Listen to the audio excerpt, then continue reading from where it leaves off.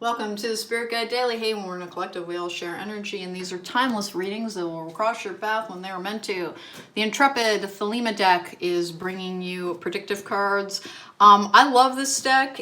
I call it a war horse because I swear I could use it to read for 300 people and the darn thing's energy would stay fresh. I almost didn't buy it because it's such a goofy picture on the outside of it. It looks a little bit like a Barbie doll, but it's a great deck.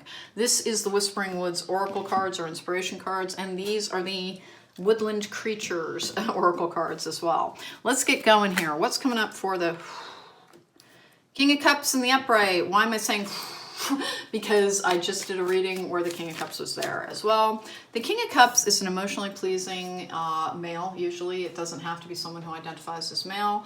Remember, we all contain masculine and feminine energies. Everything that we believe about gender is really about societal programming, and we confuse gender identity with biological functions too much.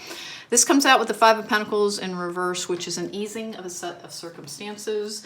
Like being brought in from the cold. Now, can this be a romantic person in your life? Usually the King of Cups is like somebody who is motivated by their higher emotions, meaning that if it's a new person in your life, like they're coming from the right place. Now, can it indicate Cancer, Pisces, or Scorpio water sign energy?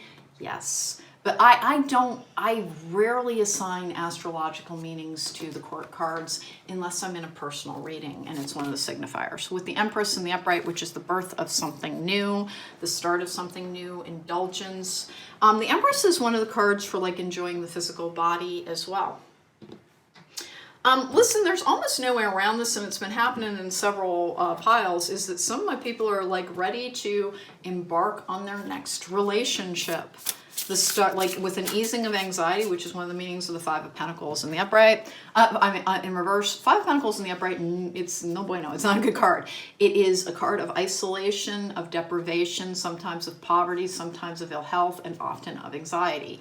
In reverse, and this is why reversals are not bad, some of them have much better meanings, it's the opposite of all that. It is inclusion, being brought out of the cold, an easing of financial circumstances, and a feeling of like kind of being large and in charge type of energy. Here's the thing. It kind of looks like there is a change of circumstances for you that is entirely positive. The only thing you need to be a little bit aware of is do not judge the present by the past, particularly if it's a different person. If it's the same person, hold people to like, drop your guard only appropriately with people who have hurt you in the past. Make sure there has really been a profound change. That comes out with the Duck and the Chrysanthemum, which is luck. Everything in this has felt very like lucky. Like there's this, which by the way, I was going into this in my last pile, which was that, if you're Taurus, Scorpio, or Leo in particular, you are just finishing up your yucky Saturn transit energy, with Saturn being in Aquarius. And Aquarius was also affected by this, by the way. And why is that such a difficult time? Because it means that it's one of those evaluate your life path, your life lessons, and your soul path energies. And it's 3 years in which you're very, very, very, very challenged. But the awesome thing about the end of it is it brings about a year of good luck. And that's what I think is kind of going on, is that there's a big change in the set of circumstances where everything, if you feel like every time you turn around you're tested but you're never rewarded, get ready for the rewards program, okay? And that's one of the things that this means. The Empress is also very much that. This can be a card of baby's conception and of mothering as well. I'm kind of not seeing it that way this time though. Woods, be like the woods, calm, soothing, mysterious, full of life. The Empress enjoys life. The Empress in reverse is one of the meanings of that is being endlessly resourceful. Origin, remember your roots. Why did I take another one? Oh, this is a grounding energy as well.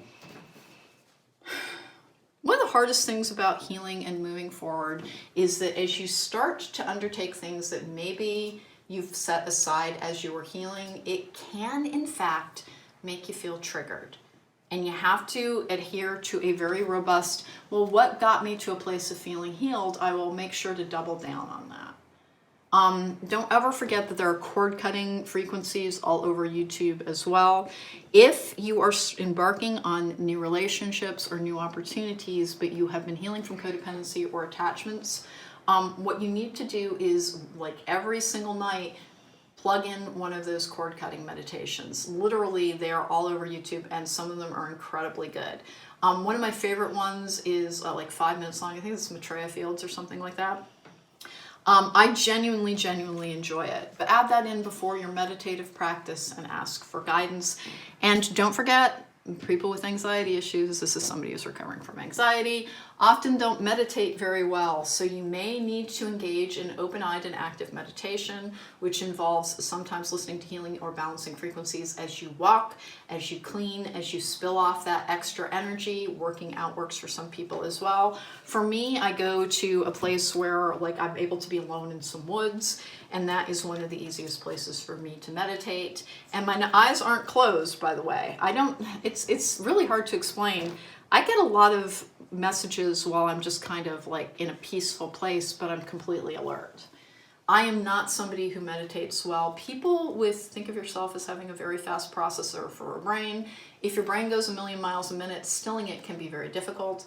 And so you have to seek balance through inventive means, like I was talking about, where you walk, work out, clean. Cleaning is a big one. Cleaning is a big one because it's a rote activity in which you don't genuinely have to use all of your brain to think about it, leaving the rest of it open to be receptive. New things are beginning, though. Your luck is changing. Like, the bad times are almost over. If you're not quite to that energy yet, remember, we do have to participate in our own healing journey. And that, this is not to blame or shame anybody, but double down on doing your work to help hasten your progress. Because sometimes we're dealing with mood management, and sometimes we're dealing with the need for medication. Remember, there is never any shame in needing medication to help you get you balanced out, but participate in your own process to get the best results, okay? Take care, be well, see you next time.